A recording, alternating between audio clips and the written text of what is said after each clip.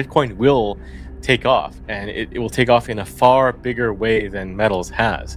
It definitely can do a bigger move than gold or silver because gold and silver are largely captured or illiquid in the physical spot markets. Mow begins by addressing long-standing metal investors, acknowledging their patience and persistence, but highlighting the stark difference between metals and Bitcoin. While silver's gains over 50 years are negligible and gold's growth is substantial but limited, Bitcoin offers the possibility of far larger exponential gains. He points out two critical shifts in the last 12 months: the breaking of the traditional 4-year Bitcoin cycle and the misconception that Bitcoin is now too big to make significant moves. Before we go on, please take a moment to like this video, subscribe to the channel, and turn on post notifications for more content like this. Every action helps with the YouTube algorithm and greatly supports the channel's growth. Thanks for your support and enjoy the video. A lot of these metal investors, they've been waiting for this for at least 50 years. If you look at silver, the CAGR is what, 2% or something? Like, you're up 2% if you bought 50 years ago. Like, good for you. Like, you hung in there. And I think we just have to humor them and let them have their moment, because Bitcoin will take off, and it will take off in a far bigger way than metals has. So I posted yesterday, there's two major things that happened in the last 12 months, last year, that are super critical for Bitcoin. One is the breaking of the 4-year cycle, right? Like, that just eliminates that myth that people were believing that it's going to follow this 4-year cycle in perpetuity forever. It's going to be a couple of years up and then one down and then again. But we broke that. And it means that anything can happen now. But the second one that's really important is the myth that Bitcoin is too big now as an asset class to have a big move. And that's thanks to the metals. So gold almost did a 2x, almost doubled its market cap. Silver did a 3.4x. And these are large asset classes, like the largest on the planet. And Bitcoin is, somewhere around the 2 trillion mark. And it definitely can do a bigger move than gold or silver because gold and silver are largely captured or illiquid in the physical spot markets, right? Whereas Bitcoin is liquid in the paper markets, like trading ETFs, but it's also incredibly liquid at the spot market because it's just information that you can zip around the planet at the speed of light. So I think when Bitcoin runs, and Bitcoin will run, you're going to see a 10x, a 20x. And that's when all the gold investors are going to sit there with their jaws open in disbelief. Right now, it's almost like you have this collective misunderstanding of Bitcoin on so many levels. Like, what is Bitcoin? A lot of people think it's a tech stock. A lot of people think it's a hedge. And you're still competing with, in the minds of some, not us Bitcoiners, but in the minds of some, you're competing with all these different altcoins, which have some interesting feature or potential. And I think when historians look back, they're going to see, wow, it was all bullshit. Like, everything was bullshit. And the trade was just to get Bitcoin before everyone else understood Bitcoin. And it's probably mirroring something that happened thousands of years ago as precious metals evolved into some form of money, right? You must have had people thinking, well, gold is great. And some people thinking, I don't know, pick some random metal, iron is great.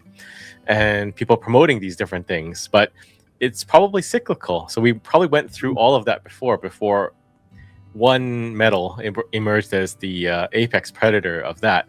And now you're having the same thing with Bitcoin and crypto, and even Bitcoin and everything else. But I think historians will look back simply and say, wow, Bitcoin was the apex predator. And it's just astonishing how confused people were in this 20-year gap when Bitcoin went from 0 to $50 trillion market cap.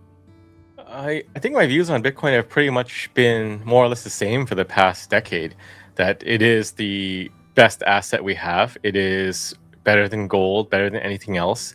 And the need for it is only increasing. And the way to scale is in layers, using things like liquid, like Lightning.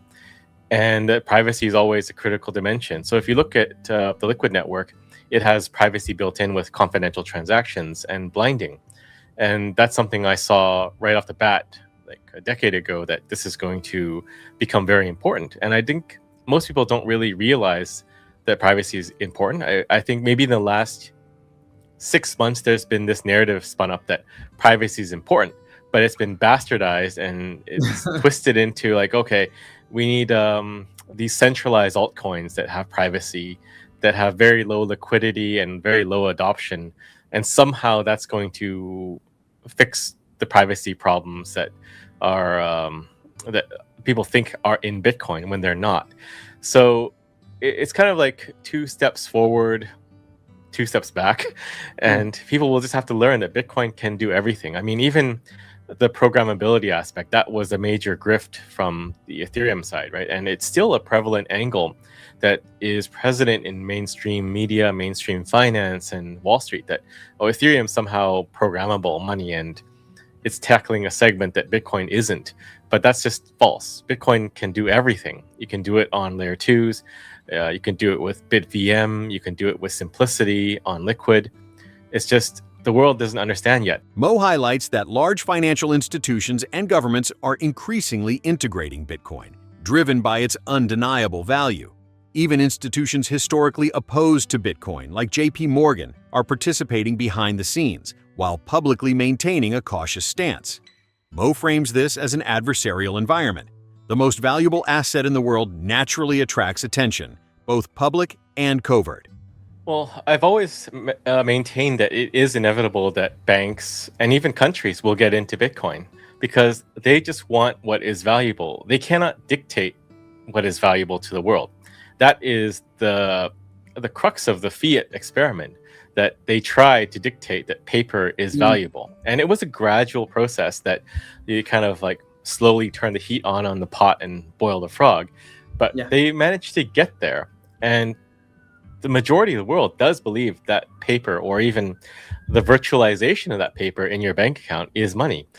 And I think that illusion is starting to shatter. But the point I'm trying to make is that these large centralized institutions cannot maintain that forever.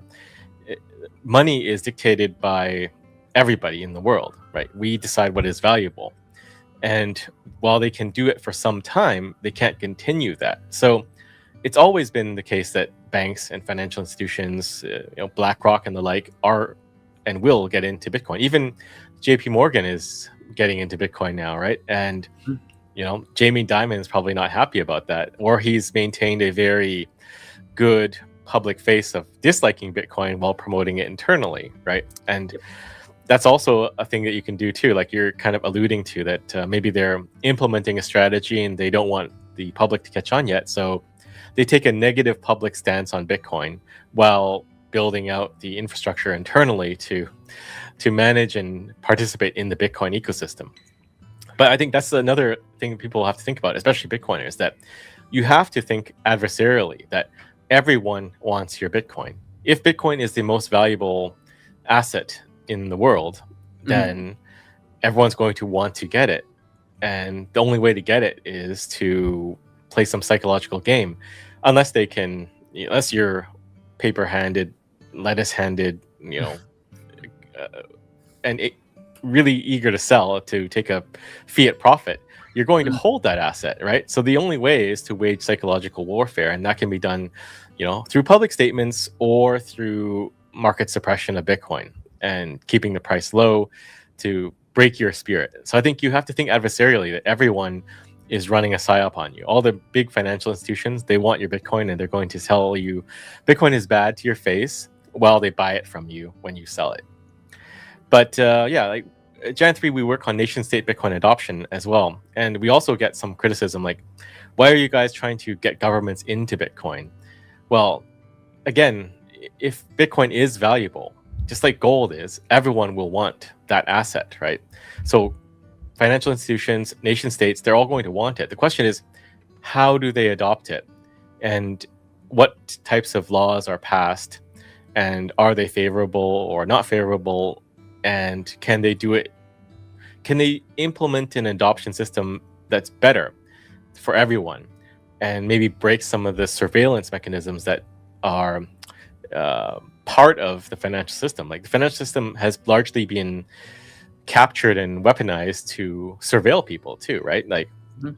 it's almost, well, you have a hard application of social credit, but then you have a soft application of social credit too in the West.